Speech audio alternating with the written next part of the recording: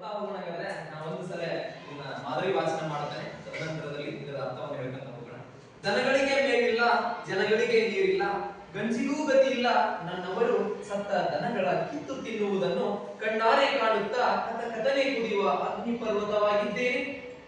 ಏನೂ ಮಾಡಲಾಗದೆ, ಅವರ ಸ್ಥಿತಿ ನೋಡಲಾಗದೆ, ಅವರಿಗಾಗಿ ಮುಗಿಲತ್ತ ಕೈ ಚಾಚಿ ನಿಂತಿದ್ದೇನೆ. ಧಗ ಧಗಿಸಿ ಉರಿಯುವ ಜ್ವಾಲಾಮುಖಿಯಾಗಿದ್ದೇನೆ.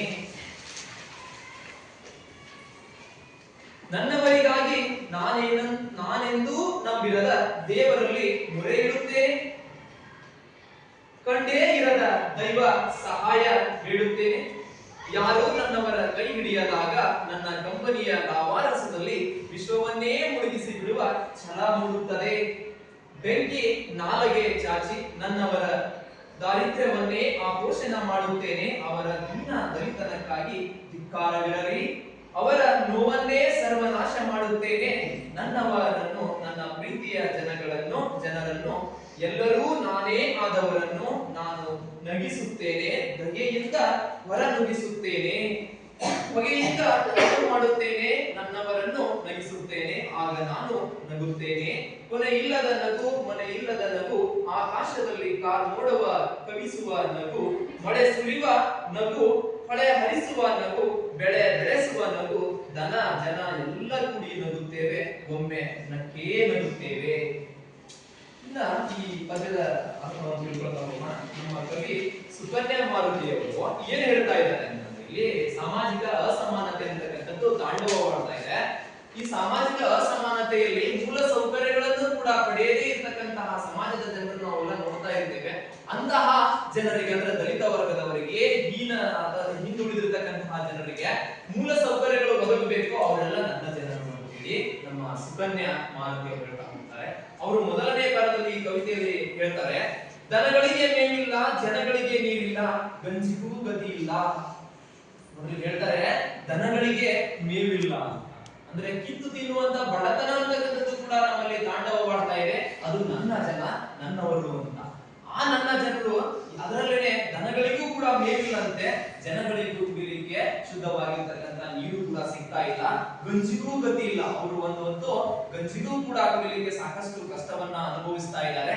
ಯಾಕೆಂದ್ರೆ ನಾವು ಎಷ್ಟೋ ಅನ್ನವನ್ನ ಇವತ್ತು ಹಾಳು ಮಾಡ್ತೇವೆ. ಯಾವುದೋ ಒಂದು ಕಲ್ಯಾಣ ಮಂಟಪ ಆಗಿರ್ಬೋದು, ಅಥವಾ ನಮ್ಮ ಮನೆಯಲ್ಲಿ ಏನೋ ಒಂದಿಷ್ಟು ವ್ಯತ್ಯಾಸ ಆಗಿ ನಾವು ಅಕ್ಕಿಗಳನ್ನ ಜಾಸ್ತಿ ಇಟ್ಕೊಂಡಿರ್ತೀವಿ, ಅನ್ನನ ಆ ರೀತಿ ಮಾಡ್ಕೊಂಡಾಗ ಆಗಿರ್ಬೋದು, ಅಥವಾ ಕೆಲವೊಂದಿಷ್ಟು ಜನ ಬೇಕಾಬಿಟ್ಟಿ ಅನ್ನ ಅಡಿಗೆ ಮಾಡ್ಕೊಳ್ಳೋದು, ಅದನ್ನ ಚೆಲ್ತಕ್ಕಂಥದ್ದು, ಹೀಗೆ ಸಾಕಷ್ಟು ಹಾಳು ಮಾಡ್ತಾ ಇದ್ದೇವೆ. ಆದ್ರೆ ಕೆಲವೊಂದಿಷ್ಟು ಜನ ಬಡತನದಲ್ಲಿ ಇರೋರು, ಮೂಲ ಸೌಕರ್ಯಗಳು ಸಿಗದೇ ಇರತಕ್ಕಂತ ಜನರು ಹೆಂಗಿದ್ದಾರೆ ಅಂತಂದ್ರೆ ಗಂಜಿಗೂ ಗತಿ ಇಲ್ಲದಂತಹ ಪರಿಸ್ಥಿತಿ ಒಳಗೆ ನರಳಾಗ್ತಾ ಇದೆ.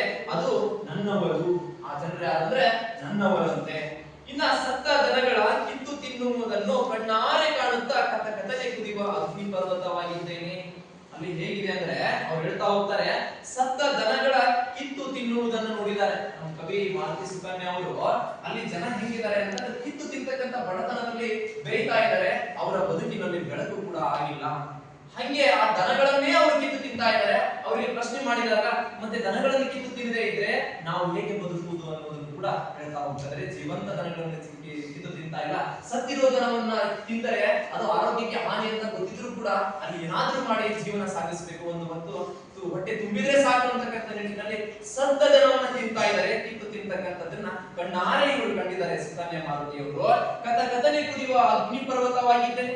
ಅವರ ಕಷ್ಟವನ್ನ ನೋಡಿ ಅವರು ಕಥಕಥನೆ ಕುದಿತಕ್ಕಂಥ ಅಗ್ನಿ ಪರ್ವತದಷ್ಟು ಅವರಿಗೆ ಆ ದುಃಖ ಅಂತಕ್ಕಂಥದ್ದು, ಆ ಒಂದು ಆಕ್ರೋಶ ಅಂತಕ್ಕಂಥದ್ದು ಉಕ್ಕಿ ಬರ್ತಾ ಇದೆ.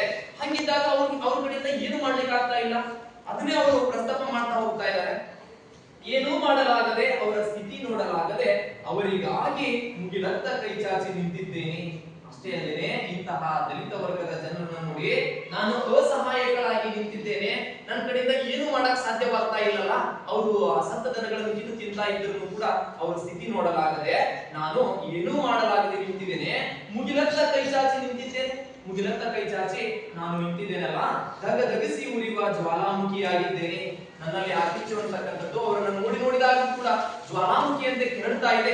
ಆದ್ರೂ ಕೂಡ ಮುಗಿಲತ್ತ ಕೈ ಚಾಚಿ ನಾನು ನಿಂತಿದ್ದೇನಲ್ಲ ಅಂತೇಳಿ ಸುಕನ್ಯಾ ಮಾರುತಿ ಅವರು ಹೇಳ್ತಾರೆ. ಅಷ್ಟೇ ಅಲ್ಲದೆ ನನ್ನವರಿಗಾಗಿ ನಾನೆಂದೂ ನಂಬಿರದ ದೇವರಲ್ಲಿ ಮೊರೆ ಇಡುತ್ತೇನೆ. ಯಾವತ್ತಿಗೂ ಕೂಡ ನಮ್ಮ ಮಾರುತಿ ಸುಕನ್ಯಾ ಅವರು ಕಾಯಕದಲ್ಲಷ್ಟೇ ತಮ್ಮ ಕೆಲಸದಲ್ಲಿ ನಿರತರಾಗಿದ್ರು ಕೂಡ ಕೂಡ ಕೊನೆ ಪಕ್ಷ ದೇವರು ಅಂತಕ್ಕಂಥ ನಂಬಿಕೆಗೆ ಮೊರೆ ಹೋಗ್ತಾ ಇದ್ದಾರೆ. ಯಾಕೆ ಅಂದ್ರೆ ಅವರು ನಂಬಿರ್ತಕ್ಕಂಥ ಅವರ ಜನಗಳಿಗಾಗಿ, ಅದು ದಲಿತ ವರ್ಗದ ಜನರಿಗಾಗಿ, ನನ್ನವರಿಗಾಗಿ ನಾನೆಂದೂ ನಂಬಿರದ ದೇವರಲ್ಲಿ ಮೊರೆ ಇಡುತ್ತೇನೆ. ಎಂದಿದ್ದು ಕೂಡ ಆ ದೇವರಲ್ಲಿ ನಂಬಿಕೆ ಅಂತಕ್ಕಂಥದ್ದು ಇರಲಿಲ್ಲ. ಕೊನೆ ಪಕ್ಷ ಇವರಿಗಾದ್ರೂ ಕೂಡ ಈ ದಲಿತ ವರ್ಗದ ಹಿಂದುಳಿದಿರ್ತಕ್ಕಂಥವರಿಗೆ ಮೂಲ ಸೌಕರ್ಯಗಳು ದೊರೆಯಲಿ ಅಂತಕ್ಕಂಥ ನಿಟ್ಟಿನಲ್ಲಿ ನಾನು ಕೈ ಮುಗಿದೇ ಇರ್ತಕ್ಕಂಥ ದೇವರಿಗೆಲ್ಲ ಕೈ ಮುಗಿದು ಹರಕೆ ಹೊತ್ತಂಗೆ ನಾನು ಬೇಡ್ತೇನೆ. ಅಷ್ಟೇ ಅಲ್ಲದೆ ಮೊರೆ ಇಡುತ್ತೇನೆ, ಕಂಡೇ ಇರದ ದೈವದ ಸಹಾಯ ಬೇಡುತ್ತೇನೆ. ನಾನೆಂದೂ ನೋಡದೇ ಇರತಕ್ಕಂತಹ, ಕಂಡಿರ್ತಕ್ಕಂತಹ, ಕಾಣದೇ ಇರತಕ್ಕಂತಹ ದೈವಕ್ಕೂ ಕೂಡ ಸಹಾಯವನ್ನು ಬೇಡ್ತೇನೆ. ಈಗಾದ್ರೂ ನೀನು ಅವರ ಬಾಳಿನಲ್ಲಿ ಬೆಳಕನ್ನ ನೀಡಪ್ಪ, ಏನಾದ್ರೂ ಸ್ವಲ್ಪ ಅವರ ಜೀವನದಲ್ಲಿ ಸ್ವಲ್ಪ ಬೆಳಕನ್ನ ನೀಡು ಅಂತೇಳಿ ಕೇಳ್ಕೊಳ್ತೇನೆ. ಹಂಗೆ ಸಹಾಯ ಬೇಡುತ್ತೇನೆ. ಯಾರೂ ನನ್ನವರ ಕೈ ಹಿಡಿಯದಾಗ, ಯಾರು ಕೂಡ ನನ್ನವರು, ನನ್ನ ಜನಗಳಿದ್ದಾರೆ, ಸಂತ ಜನಗಳು ಬಿದ್ದು ತಿಂತಕ್ಕಂಥ ಜನಗಳೇನಿದ್ದಾರೆ, ಬಡತನದಲ್ಲಿ ಬೇಯ್ತಕ್ಕಂಥ ಜನರಿದ್ದಾರೆ, ಅಂತಹ ಜನರು ಯಾರೂ ಕೂಡ ಸಹಾಯಕ್ಕೆ ಬರದಾಗಿದ್ದಾಗ ಕೂಡ ಅವ್ರು ಹೇಳ್ತಾ ಇದ್ದಾರೆ, ಕೈ ಹಿಡಿಯದಾಗ ನನ್ನ ಕಂಪನಿಯ ಲಾಭಾರಸದಲ್ಲಿ ವಿಶ್ವವನ್ನೇ ಮುಳುಗಿಸಿ ಬಿಡುವ ಛಲ ಮೂಡುತ್ತದೆ. ನಾನೇನೋ ಕಂಪನಿಯನ್ನ ದುರಿಸ್ತಿರ್ತೇನಲ್ಲ, ಅವ್ರ ಕಷ್ಟವನ್ನ ನೋಡಲಾಗದೆ, ಅವ್ರು ಹೇಗೆ ಸಿಡು ಬತ್ತಿಯಲ್ಲಿ ಸಾಯ್ತಕ್ಕಂಥ ಪರಿಸ್ಥಿತಿ ನೋಡ್ತಾ ಇರ್ತೀನಲ್ಲ, ಅದನ್ನೆಲ್ಲ ನೋಡಿದಾಗೂ ಕೂಡ ನನ್ನ ಕಡೆಯಿಂದ ಏನೋ ಮಾಡ್ಲಿಕ್ಕೆ ಆಗದೆ ಇದ್ರೂ ಕೂಡ ಕಣ್ಣೀರ ಕಂಪನಿಯನ್ನು ಬರ್ತದಲ್ಲ, ಆ ಕಣ್ಣೀರ ಕಂಪನಿಯ ಲಾಭಾರಸ ಅಂದ್ರೆ ಆ ಹನಿಯಿಂದ ಬರ್ತಕ್ಕಂಥ ನೀರು ಏನಿದೆ, ಅದು ವಿಶ್ವವನ್ನೇ ಮುಳುಗಿಸಿ ಬಿಡುವಷ್ಟು ಛಲವನ್ನ ನನಗೆ ಹುಟ್ಟಿಸುತ್ತದೆ. ಆ ಕಣ್ಣೀರು, ಆ ವೇದನೆ ಅಂತಕ್ಕಂಥದ್ದು. ಇನ್ನು ಅಷ್ಟೇ ಅಲ್ಲದೆ, ಬೆಂಕಿ ನಾಲಗೆ ಚಾಚಿ ನನ್ನವರ ದಾರಿದ್ರ್ಯವನ್ನೇ ಪೋಷಣೆ ಮಾಡುತ್ತೇನೆ. ಅಷ್ಟೇ ಅಲ್ಲದೆ ಅವರು ಹೇಗೆ ತಮ್ಮ ಒಂದು ಆಕ್ರೋಶವನ್ನು ಹೊರಗಾಗ್ತಾ ಇದ್ದಾರೆ ಅಂದ್ರೆ, ಅವ್ರಿಗೆ ಛಲ ಮೂಡುತ್ತದ. ಬೆಂಕಿ ನಾಲಿಗೆ ಚಾಚಿ, ಬೆಂಕಿಯಂತ ನಾಲಿಗೆಯನ್ನ ಚಾಚಿ ಅವರು ನನ್ನವರ ದಾರಿದ್ರ್ಯವನ್ನೇ ಪೋಷಣೆ ಮಾಡುತ್ತೇನೆ. ನನ್ನವರಿಗೆ ಬಂದಿರತಕ್ಕಂಥ ದರಿದ್ರ ಅಥವಾ ನನ್ನವರಿಗೆ ಬಂದಿರತಕ್ಕಂಥ ಬಡತನ ಅಂತಕ್ಕಂಥದ್ದನ್ನ ನಾನು ಏನ್ ಮಾಡ್ತೇನೆ ಅಂದ್ರೆ ಆಪೋಷಣೆ ಮಾಡ್ಕೊಂಡು ಬಿಡ್ತೀನಿ. ಅವ್ರ ಕಷ್ಟ ಒಂದೇ ಸಲಿಗೆ ನಿವಾರಣೆ ಮಾಡ್ಕೊಂಡು ಬಿಡ್ತೀನಿ. ಹೆಂಗೆ ಅಂದ್ರೆ, ನನ್ನಲ್ಲಿ ಛಲ ಮೂಡಿದಾಗ ಬೆಂಕಿ ನಾಲಿಗೆಯನ್ನ ಚಾಚಿ ನನ್ನವರ ದಾರಿದ್ರ್ಯ ಅಥವಾ ಸೋಮಾರಿತನ ಏನಿದೆ ಅದನ್ನ ನಾನು ಆಪೋಷಣೆ ಮಾಡ್ಕೊಂಡು ಬಿಡ್ತೀನಿ. ಒಂದೇ ಸಲ ಘಟನೆ ಹೇಗೆ ಕುಡಿದು ಬಿಡ್ತೇವಲ್ಲ, ಹಂಗೆ ಆಪೋಷಣೆ ಮಾಡ್ತೇನೆ. ಅವರ ದೀನ ದಲಿತನಕ್ಕೆ ಧಿಕ್ಕಾರವಿರಲಿ. ಅವರ ಈ ಒಂದು ದೀನ ಸ್ಥಿತಿ ಏನಿದೆ ಅದಕ್ಕೆ ಧಿಕ್ಕಾರವಿರಲಿ. ಅವರು ಬಂದಲ್ಲ ಒಂದು ದಿನ ಬೆಳಕು ಬಂದೇ ಬರ್ತದ ಅಂತಕ್ಕಂಥ ನಿಟ್ಟಿನಲ್ಲಿ ಆ ಬಡವರು ಏನಿದ್ದಾರೆ ಶ್ರೀಮಂತರ ಹಾಗೆ ಆಗ್ತಾರೆ ಅಂತಕ್ಕಂಥ ನಿಟ್ಟಿನಲ್ಲಿ ಧಿಕ್ಕಾರವಿರಲಿ ಅವರಿಗೆ. ಅವರ ನೋವನ್ನೇ ಸರ್ವನಾಶ ಮಾಡುತ್ತೇನೆ. ಅವರ ನೋವೇನಿದೆ, ಅವರ ಕಳವಳ ಏನಿದೆ, ಅದನ್ನೆಲ್ಲ ನಾನು ನಿವಾರಣೆ ಮಾಡ್ತೇನೆ, ಸರ್ವನಾಶ ಮಾಡ್ತೇನೆ ಅಂತ ಹೇಳಿ ಸುಕನ್ಯಾ ಮಾರುತಿ ಅವರು ಹೇಳ್ತಾರೆ. ಅಷ್ಟೇ ಅಲ್ಲದೆ ಇನ್ನು ಕೊನೆ ಕಾಲದಲ್ಲಿ ಹೇಳ್ತಾ ಹೋಗ್ತಾರೆ, ನನ್ನವರನ್ನು, ನನ್ನ ಪ್ರೀತಿಯ ಜನರನ್ನು, ಎಲ್ಲರೂ ನಾನೇ ಆದವರನ್ನು ನಾನು ನಗಿಸುತ್ತೇನೆ. ಅಷ್ಟೇ ಅಲ್ಲದೆ ಅವರ ಬಾಳು ಬದುಕಿನಲ್ಲಿ ನಗು ಅಂತಕ್ಕಂಥದ್ದಿಲ್ಲ, ಮುಖ ಅರಳಿಲ್ಲ ಅವರದು. ಮತ್ತು ಕೂಳಿಗಾಗಿ ಅವರು ರಸಾಸವನ್ನು ಪಡ್ತಕ್ಕಂಥ ಪರಿಸ್ಥಿತಿ ಎದುರಾಗ್ತಾ ಇದೆ. ಯಾಕೆಂದ್ರೆ ಕಿತ್ತು ತಿನ್ನುವ ಬಡತನ ಇರ್ತದ. ಇಲ್ಲಿ ಗಂಟೆಗೂ ಕೂಡ ನಾನು ಆ 1 ಗಂಟೆ ಆದ್ರೆ ನಾನು ಏನು ತಿನ್ನಬೇಕು, ಮತ್ತೆ ರಾತ್ರಿ ಹೊತ್ತಿಗೆ ನನಗೆ ಏನು ಊಟ ಅಂತಕ್ಕಂಥದ್ದು ಯೋಚನೆ ಒಳಗಡೆ ಅಂತ ಜನ ಮುಳುಗಿದ್ದಾರೆ.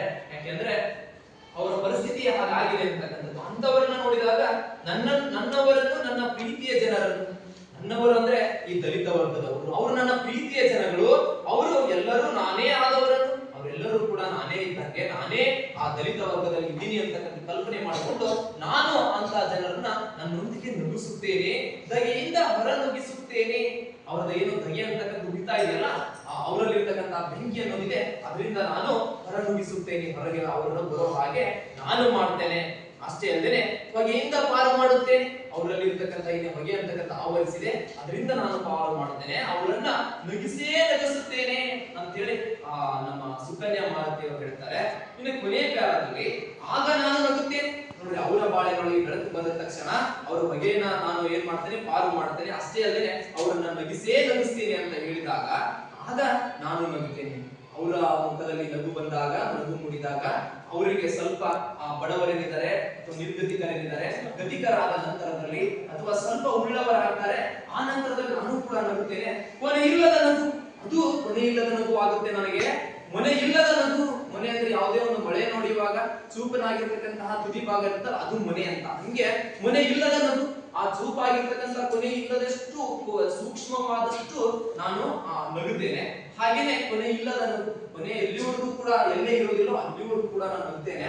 ಆಕಾಶದಲ್ಲಿ ಮೋಡ ಕವಿಸುವ ನಗು, ಆಕಾಶದಲ್ಲಿ ಕಪ್ಪಾಗಿರ್ತಕ್ಕಂಥ ಮೋಡ ಬಂದಾಗ ಮಳೆ ಬರುತ್ತೆ ಅಂತಕ್ಕಂಥ ಭರವಸೆ ರೈತನಿಗೆ ಹೇಗೆ ಮೂಡುತ್ತದೋ ಹಂಗೆ ನಾವು ಕೂಡ ದಲಿತ ವರ್ಗದವರು ಕೂಡ ಸ್ವಲ್ಪ ಬೆಳಕನ್ನ ಕಂಡುಕೊಳ್ತೀವಿ ನಮ್ಮ ಜೀವನದಲ್ಲಿ ಅಂತ ಅವರಿಗೆ ಭರವಸೆ ಹೇಗೆ ಬರ್ತದೋ ಜೀವನದ ಭರವಸೆ. ಹಂಗೆ ಕಾರ್ಮೋಡ ಕವಿಸುವ ನಗು, ಕಾರ್ಮೋಡ ಗಟ್ಟಿ ಮೋಡ ಗಟ್ಟಿ ಮಳೆ ಬರುತ್ತೆ ಅನ್ನೋ ಸಂಭವದಲ್ಲಿ ರೈತನಿಗೆ ಖುಷಿ ಆಗ್ತದ, ಹಂಗೆ ಆ ಮೋಡ ಕವಿದುವಂತಹ ನಗು ಸಿಗ್ತದ. ಹಾಗೆ ಮಳೆ ಸುರಿಸುವ ನಗುನು ಕೂಡ ತರ್ತೇನೆ. ಮಳೆ ಬಂದಾಗ ಹೇಗೆ ರೈತನಿಗೆ ಆ ಬರಡು ಭೂಮಿ ಎಲ್ಲ ನೆಂದು ಅವನು ಬೆಳೆದಿರ್ತಕ್ಕಂತಹ ಹೊಲದಲ್ಲಿ ಬೆಳೀತದೆ ಅಂತಕ್ಕಂಥ ಆಶಾಕಿರಣ ಇರ್ತದಲ್ಲ, ಹಂಗೆ ಆ ರೈತನಿಗೂ ಕೂಡ ನಾನು ಮಳೆ ಅಂತಕ್ಕಂಥ ನಗುನ ನಗಿಸಿದ ಹಾಗೆ ಆ ದಲಿತ ವರ್ಗದವರ ಮುಖದಲ್ಲಿ ನಗು ತರಿಸ್ತೇನೆ. ಹಾಗೆ ಮಳೆ ಹರಿಸುವ ನಗು, ಮಳೆ ಹರಿದಾಗ ಹೇಗೆ ಕೆರೆ ತುಂಬುತ್ತಪ್ಪ ಇನ್ಮೇಲೆ ಹೊಂಡ ಬತ್ತಿ ಹೋಗಿತ್ತು ಅಂತ ಹೇಳ್ತೇವೆ, ಹಂಗೆ ಆ ನಗುನು ಕೂಡ ತರ್ತೇನೆ. ಬೆಳೆ ಬೆಳೆಸುವ ನಗು, ಆ ರೈತರ ಬೆಳೆ ಬೆಳೆಯುವಾಗ ಎಷ್ಟು ಖುಷಿಯಾಗಿರ್ತಾರೋ ಹಂಗ ಆ ದಲಿತ ವರ್ಗದವರ ಬೆಳೆಯೂ ಕೂಡ ಬೆಳೆಸುವಂತಹ ನಗು ತರ್ತೇನೆ. ಹಾಗೆ ನನ್ನ ಅವರು ಏನಿದ್ದಾರೆ ಆ ನೀವು ಕೂಡ ಇಲ್ಲದ ಹಾಗೆ ದನ ಜನ ಎಲ್ಲ ಕೂಡಿ ನಗ್ತೇವೆ. ಕೊನೆಗೆ ಆ ನನ್ನ ಜನ ಏನಿದ್ದಾರೆ ಆ ಜನರಿಗೂ ಕೂಡ ನೀರು ಸಿಗೋ ಹಾಗೆ, ಗಂಜಿ ಸಿಗೋ ಹಾಗೆ ಮಾಡ್ತೇನೆ, ಮೇವು ಸಿಗೋ ಹಾಗೆ ದನ ಕರುಗಳಿಗೆ ಮಾಡ್ತೇನೆ, ಎಲ್ಲ ಕೂಡಿ ನಗ್ತೇವೆ, ಒಮ್ಮೆ ನಕ್ಕೇ ನಗುತ್ತೇವೆ ಅಂತ ಹೇಳ್ತಾನೆ. ಅವರು ಈ ಒಂದು ಪದ್ಯ ಭಾಗವನ್ನ ಮುಗಿಸ್ತಾರೆ. ಇಲ್ಲಿಗೆ ಈ ಒಂದು ಪದ್ಯ ಭಾಗ ಮುಗಿತು. ಏನಾದರೂ ಡೌಟ್ಸ್ ಗಳಿದ್ರೆ ಕೇಳಬಹುದು. Question answer